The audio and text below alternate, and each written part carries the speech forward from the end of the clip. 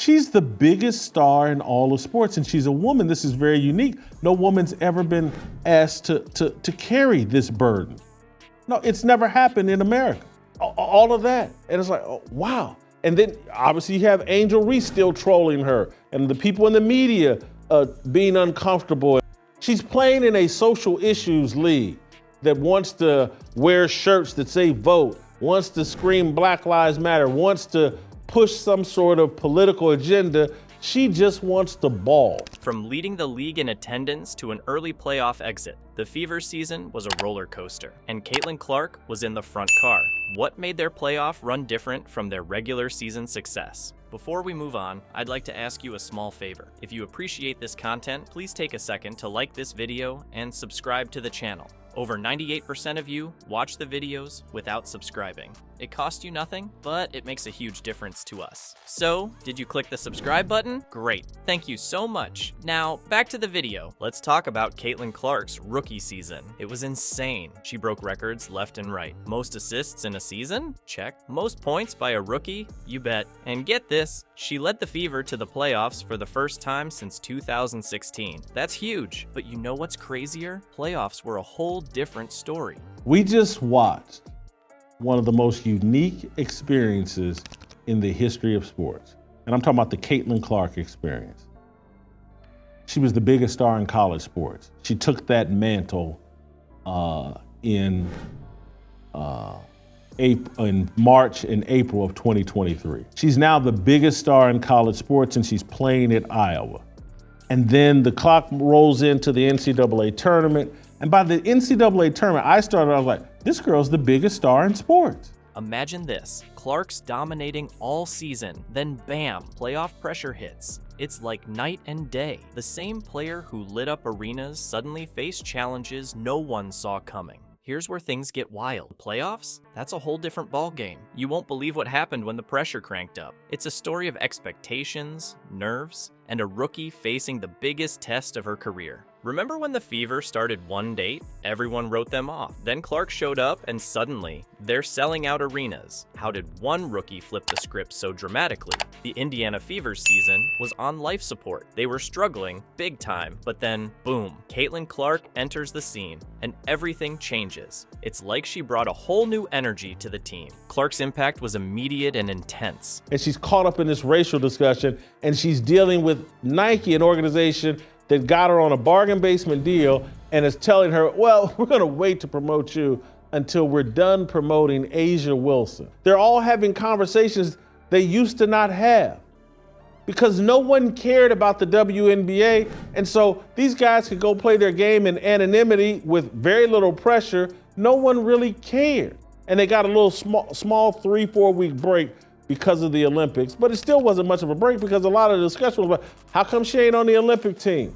She wasn't just good for a rookie, she was dominating like a seasoned pro. We're talking an average of 19.2 points, 8.4 assists, and 5.7 rebounds per game. That's not just rookie numbers, that's all-star level play. But here's where it gets wild. Clark wasn't just changing the game on the court, she was changing it off the court too. The Fever went from being the team nobody cared about to the hottest ticket in the WNBA. They were pulling in crowds of over 17,000 fans at home games. On the road, still over 15,000. That's unheard of. And TV ratings?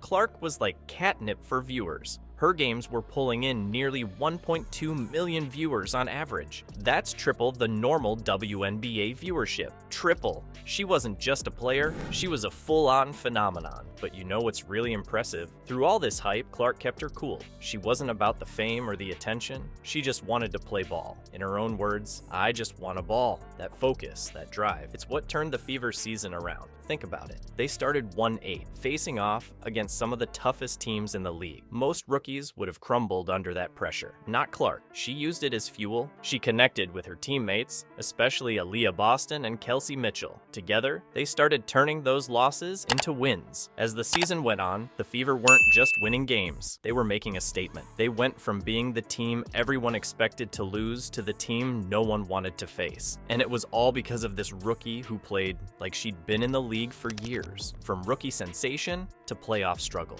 Clark's fairy tale season was about to face its toughest test yet. What happens when the unstoppable force meets the immovable object of playoff pressure? The answer might surprise you. Picture this: Caitlin Clark, the rookie phenom who'd been lighting up scoreboards all season, stepping onto the court for her first playoff game.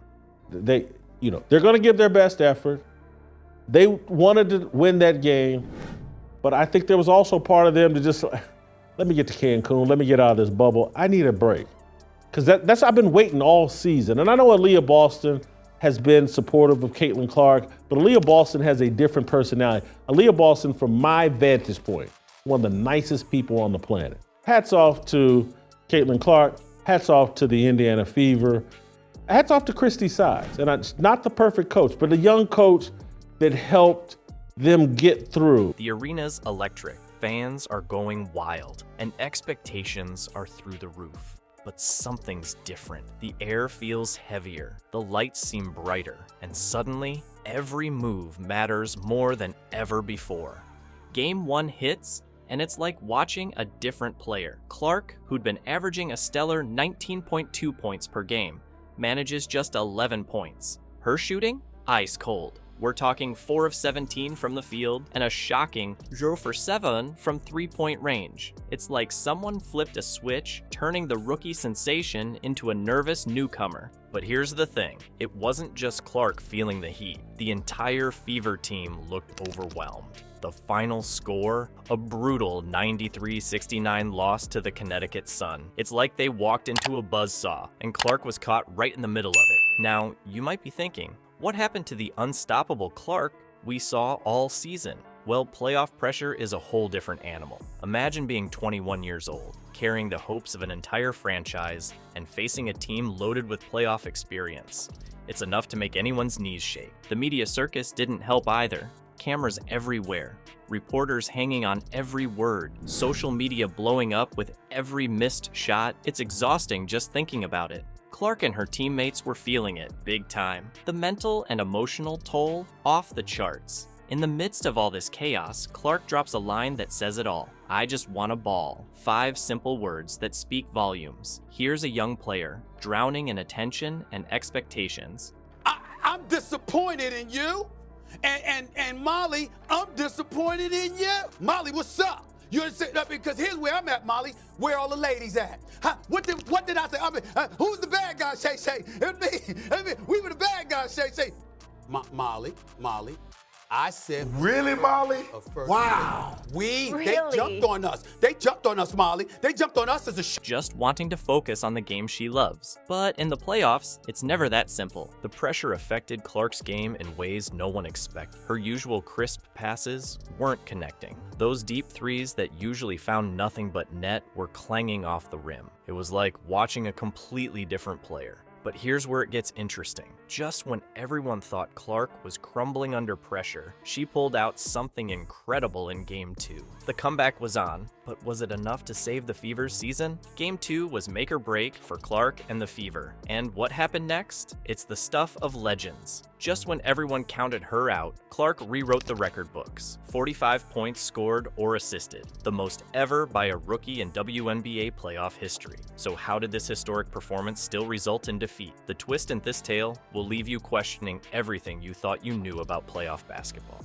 Caitlin Clark came out swinging in Game 2. It was like watching a completely different player. She dropped 25 points, dished out 9 assists, and basically put the team on her back. But here's the kicker. It wasn't just good, it was historic. Clark scored or assisted on 45 points, smashing the record for a rookie in WNBA playoff history. Talk about a comeback. But you know what's wild? Even with Clark playing out of her mind, the Fever still lost. They fell to the Connecticut Sun 87-81. Because I think it makes a mockery of the women's game. If the focus on, now we just have to have people because of marketing and their attention, and they're not as talented, and we're not putting the best team out there. It's unfair to the women of this league, to your point, who have laid the groundwork for Caitlin Clark to come in and now take it to the next. Stephen A., respectfully, with your platform, you could have been doing this 3 years ago if you wanted to. And just just like that, their playoff dreams were over. It's like Clark brought a flamethrower to a gunfight, and it still wasn't enough. So what changed between Game 1 and Game 2? It's like Clark flipped a switch in her brain. She went from looking lost to looking like a seasoned pro. Her passes were crisp, her shots were falling, and she was controlling the game like she'd been doing it for years. That's the kind of mental toughness you can't teach. But here's where it gets complicated. Clark's epic performance, it was bittersweet. Yeah, she proved all the doubters wrong and showed she could hang in the playoffs, but at the end of the day, the Fever still got eliminated. It's like climbing Mount Everest, only to find out the view is blocked by clouds. And let's talk about the dark side of fame for a second. While Clark was balling out on the court, she was dealing with some serious nastiness off it. We're talking personal attacks and harassment. Coach Christie Sides even had to speak up about it, saying the hurtful speech directed at players was unacceptable. Imagine trying to focus on the biggest games of your life while dealing with that kind of noise. It's not just tough, it's almost impossible. But you know what's crazy? Clark played all 40 minutes of Game 2, every single second. She's only the 4th rookie in WNBA history to do that in a playoff game. That's not just skill, that's heart, determination, and a whole lot of caffeine. Looking at Clark's evolution throughout the season is mind-blowing. She went from a shaky playoff debut to a record-breaking performance in just 2 games. It's like watching a butterfly emerge from its cocoon, except this butterfly can drop threes from half court. Let's talk about Caitlin Clark's rookie season. It was a wild ride, right? From breaking records to packing arenas, she turned the Fever into must-see TV. But those playoffs? Ouch! Still, Clark showed she's got that never-give-up spirit. Now, imagine this. Clark teaming up with Aaliyah Boston for years to come. That's the Fever's future, and it's looking bright. The team's got a plan, and these young stars are at the center of it. You know what's really crazy? Clark didn't just play basketball this season, she changed the game. And get this, it's just the beginning. The real question is, how high can she take the Fever and the entire WNBA next season? With Clark's determination to keep improving, the sky's the limit. Buckle up, WNBA fans. The Caitlin Clark Show is just getting started.